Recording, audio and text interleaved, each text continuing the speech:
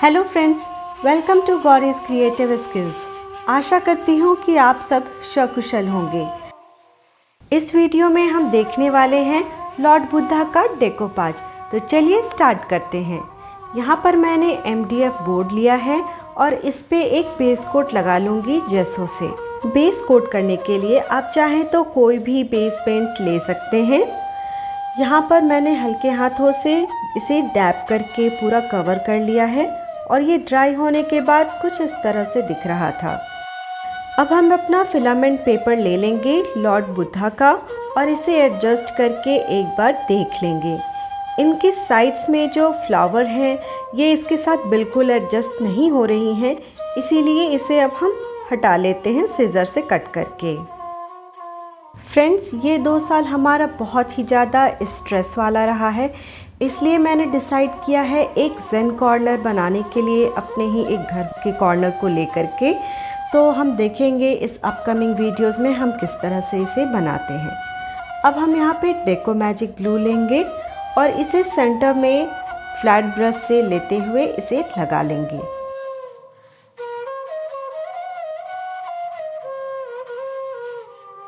अब हम इसे धीरे धीरे हल्के हाथों से पेस्ट कर लेंगे।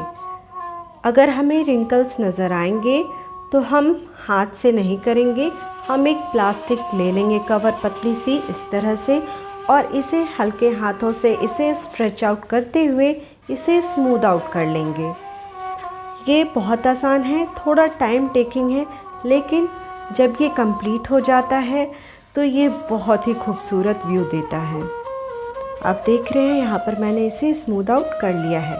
इसी तरह से अब हम आगे भी सेम प्रोसेस कर लेते हैं। इसकी कंप्लीट पेस्टिंग के बाद हम इसे सील कर लेते हैं एक बार टॉप कवर दे करके सेम डेको मैजिक ग्लू के ज़रिए।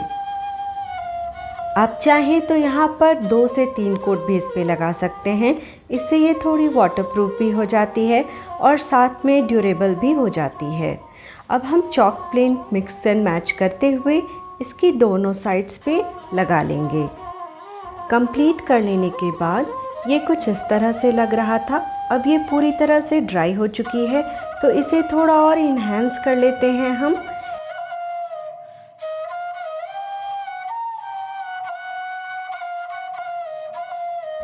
डेकोपाजिंग का काम कंप्लीट हो चुका है तो इसे अब हम साइड रख लेते हैं और फेविक्रिल का मोल्डेड ग्लू ले लेते हैं बैम्बू स्टिक्स बनाने के लिए। ये कुछ इस तरह से आती है अराउंड 250 रुपीज़ के आसपास। इसमें 2 तरह के हार्डनेस आते हैं, एक ब्राउन कलर का होता है और दूसरा वाइट कलर का। इन दोनों को हम मिक्स कर लेंगे अच्छी तरह से। आप चाहें तो इस स्टेज पे इसमें थोड़ी सी कलर भी डाल सकते हैं। मैंने इसे ऐसे ही एज इट इज़ रखा है और इसे अराउंड 2 to 3 मिनट्स लगेंगे एक कंप्लीट यूनिफॉर्म डॉ बनाने में। ये बहुत ही जल्दी ड्राई हो जाती है, इसीलिए हमें थोड़ा क्विक इसमें काम करना पड़ता है। आधे को मैंने साइड रख लिया है और इनसे मैं अब बैम्बू स्टिक्स बनाने वाली हूँ इसे रोल आउट करते हुए। ग्लास और हाथ में ये चिपके नहीं, इसलिए मैंने यहाँ पे टेल्कम पाउडर का इस्तेमाल किया है। अब हम इसे साइड रखते हैं और अपना पेंटिंग ला करके इसके ऊपर में कुछ इस तरह से एडजस्ट कर लेंगे जहाँ जहाँ हमें अपना बैम्बू स्टिक पेस्ट करना है। एडजस्टिंग के समय में जो ऊपर और नीचे की ओर जो एक्स्ट्रास हैं उसे हम अपने टूल नाइफ से कट करके हटा लेंगे और इसे अब हम पेस्ट कर लेते हैं फेविकॉल से। ये बहुत ही जल्दी ड्राई हो जाती है, इसीलिए ये हमें फटाफट करना होता है। यहाँ पर मेरा थोड़ा ड्राई हो गया था, इसीलिए मैंने इससे मून और स्टोन्स बना लिए। और अब इसी तरह से इसकी बैम्बू की जो डिटेलिंग होती है वो भी हम कर लेते हैं और पेस्ट कर लेते हैं। इसी तरह से हम इसके साइड्स में भी बना लेते हैं और इसे आसानी से फेविकॉल से पेस्ट करते हुए चले जाएंगे। अब बारी आती है इसकी बॉर्डर की। तो ये मैं पहली बार कर रही हूँ। मैंने पहले कभी बॉर्डर बनाया नहीं है। अक्सर हम लोग मार्केट वाली फ्रेम ही पसंद करते हैं, लेकिन इस बार मैंने सोचा क्यों ना खुद से ही बनाया जाए इसे भी। तो इसके लिए भी मैंने सेम तरीके से मोल्डेड ग्लू लिया है और इसका डॉग तैयार करके इसे पेस्ट कर लिया है। यहाँ पर मैंने इसे थोड़ा ज़्यादा डैप करके एक फ्रेम के तरह बनाने की कोशिश की है। इसके लिए मैंने ट्यूब का कैप यूज़ किया है। इसके सर्कल और साथ में जो बीच में जो निडल होती है, ये बिल्कुल फ्रेम वाली अपीयरेंस दे रही थी।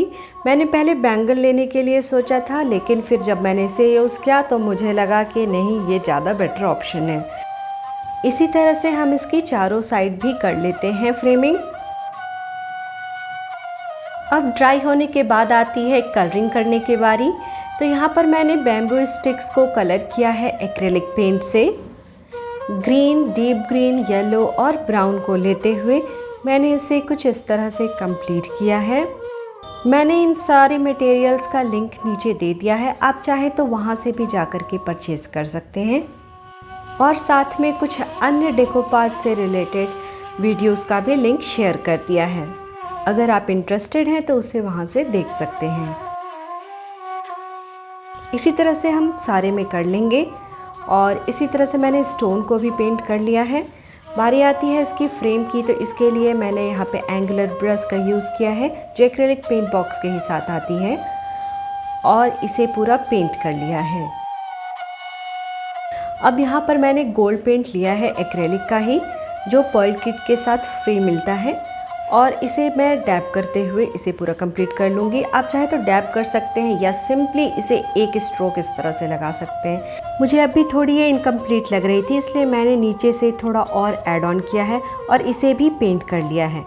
कंप्लीट होने के बाद ये रहा इसका फाइनल लुक। है ना खूबसूरत?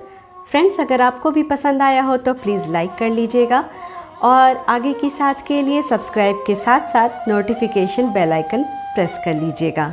आप चाहे तो मुझे इंस्टाग्राम और फेसबुक पेज पे भी फॉलो कर सकते हैं। इस तरह के डेकोर आइटम्स हम अपने रूम कॉर्नर या फिर तो वॉल हैंगिंग पे भी लगा सकते हैं। तो मिलते हैं हम एक नेक्स्ट ज़ेन कॉर्नर के डेकोर के साथ। तब तक के लिए अपना और अपने से जुड़े लोगों का ख्याल रखें।